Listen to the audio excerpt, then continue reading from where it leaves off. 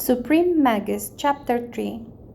It was a Friday evening and Derek was getting prepared for work. He was still stuck doing Q&A because the pay was too good, and no matter how many times Carl said he wanted a small ceremony, Derek was sure that whatever they planned to spend, it would at least double in the end. It was a goddamn wedding, hence things were supposed to blow off proportions at some point. That's just how they work. Derek was adjusting his shirt when the smartphone rang on the notes of Night on Ball Mountain, the preset ringtone for unknown numbers. Derek Esposito? Who is this? Mr. Esposito, this is the St. Joseph Hospital. The female voice sounded worried. This, together with the word hospital, sent him a shiver down his spine. Is Carl Esposito your brother? Derek could almost hear her biting her nails. Yes, what happened? He was involved in a car accident and is in a serious condition. You should come here as soon as possible. The doctor needs you since you are his healthcare proxy and the patient is unconscious. A car accident? Derek yelled while rushing out the door and looking for a cab. We don't have any car. What the hell happened? I'm sorry, I'm not at liberty to say. The doctors will explain it. Derek hung up on her. He had no time for useless babbling. Only for a goddamn cab. Every second in the traffic was torture. And when he finally arrived, it was too late. The surgeon and a police officer explained to him that Carl had been run over by a drunk driver. The culprit had run off and the police was still looking for him. A bystander had immediately called 911, but because of the traffic jam caused by the accident, it took hours for the ambulance to arrive. So when Carl arrived at the hospital, he was already in critical condition. He had multiple fractures, ruptured spleen, and internal bleeding, requiring immediate surgery. Derek had been called while Carl was just entering the OR. They had done their best to save him, but Carl had lost too much blood, so there was nothing they could do. They offered Derek their condolences, but all he could hear was white noise. Let me see my brother, he begged. The body was covered by a sheet, only the head visible. Derek could still see traces of blood on the face of his little brother. Derek left his number to the police officer to be kept updated about the investigation and then returned home. The culprit was quickly apprehended thanks to the traffic cameras. It turned out to be a kid, barely 17 years old, that had stolen his old man's car and then got drunk and high with his friends. Daryl lived the months before the trial in anguish. The damn DA had decided to prosecute him as a minor. An even more damn judge had granted him house arrest, all while his little brother, his Carl, was dead because of him. How could they do such a thing? Derek would yell and argue with anyone willing to listen to him. Why all this talking about the rights and the future of that little shit? What about my brother's rights? What about his future? Carl has none because of him. What kind of justice is that? Derek visited multiple times the DA office, expressing his outrage and demanding them to ask for the maximum sentence.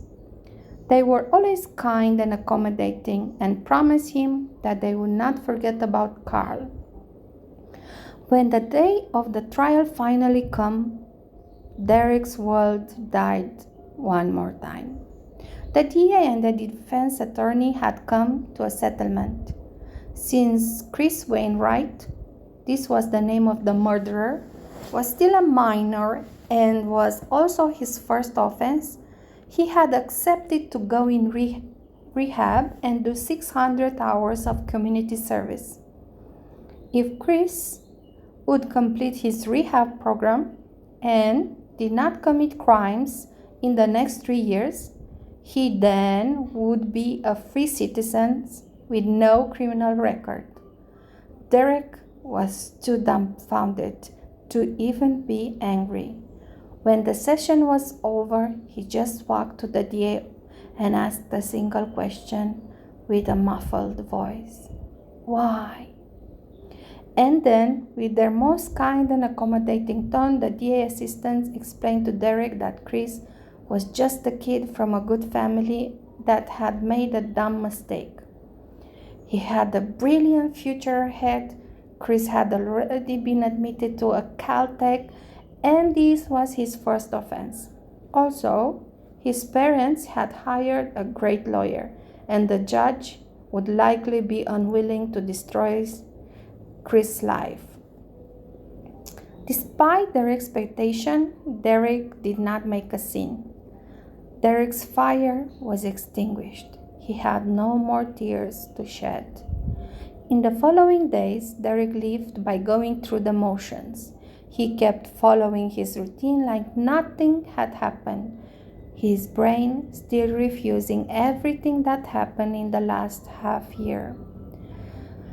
The only thing that made him feel alive was that constant headache that had started shortly after Carl's death. According to his doctor, it was a stress-related symptom, so all that happened. Derek had just been swallowing aspirins and paracetamol like they were candies. But the pain never did go away. Instead, it was getting worse.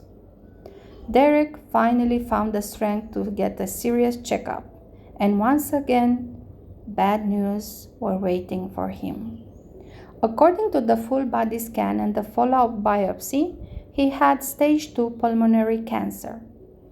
But I never smoked in my whole life, Derek explained, more amused than scared.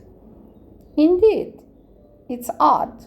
Dr. Monroe, his oncologist, was quite puzzled. She was a good-looking Hispanic woman, maybe 5 years older than Derek. In another moment, he would have probably asked her out. You told me you work for a chemical company, right? Derek nodded. Such an aggressive cancer is too uncommon to be a coincidence. My personal opinion is that their ventilation system failed.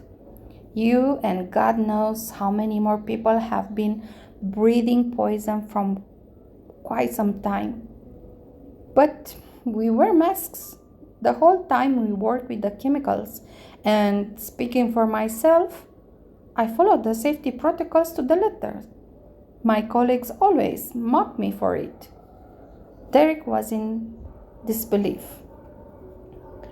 Then maybe the masks are cheap pieces of junk, or maybe the lab or the storage, if not both, have leaks. These corporate scumbags only seek profits. It would not surprise me in the least if they cut from the safety budget to put more dividends in their pockets. Dr. Monroe was too outraged. Even in his catatonic state, Derek could tell there was more to it. Doctor, what are you hiding from me? He asked, looking her straight in the eyes for the first time. She nibbled on her lower lip for a while before answering. Between you and me, you are not the first case from your company. I have already reported it to the Department of Health and to the federals. If I were in your shoes, I would get a good lawyer and sue the soul out of them. You'll need a lot of money for the treatments. I agree on the lawyer, but I refuse any treatment. I'll just take palliative care. Dr. Monroe jumped from her chair. Do you realize that without the proper treatments, you have 6 months, a year at best to live? Also, as I have already said, your cancer is really aggressive. We need to start as soon as possible if we want a chance to beat it. The situation was dramatic, but Derek found all those wee words hilarious, so he could not refrain from chuckling.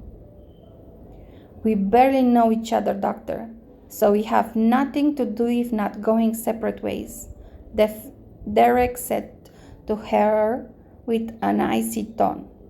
What do I have to live for?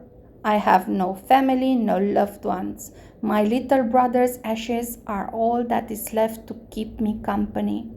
I could die tomorrow and I would not give a damn. They parted on bad terms, but she still gave him her number in case he changed his mind or simply needed to talk. Derek called his old shark lawyer and explained everything. Years had passed, but they would still send each other Christmas cards. Derek had kept tabs on him just in case. He had now more gray hair than before, but was still a first-class shark. Derek stopped going to work and started spending his money without much care. He would go to all the fancy restaurants he had always wanted to try, bought the suits he always dreamed about, and only ate his favorite foods for breakfast, lunch, and dinner. Derek would spend most of his days playing games on his brand new PC and revisiting all the spots that held a significance for him and Carl. Then, 24 days after the diagnosis, he had an epiphany.